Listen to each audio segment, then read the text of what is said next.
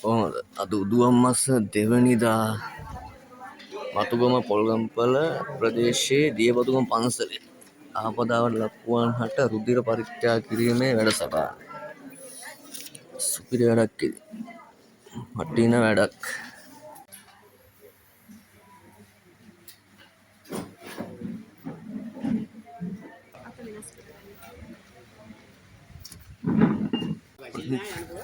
Bike එක ඔලන්නේ.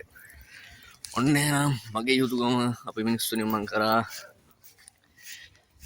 be positive. ඔන්න එහෙනම් මගේ and also be positive. උස්සරණ හැමෝම පරිස්සමෙන් ඉන්න. සැනගෙන හිමීට උද 8 ඉඳන් දියබතුගම පන්සලේ පොල්ගම්පල ප්‍රදේශයේ මතුගම වටින වැඩක්, පින් අතේ වැඩක්. හොඳයි ඉතින්. මගේ යුතුයකම මං කරා.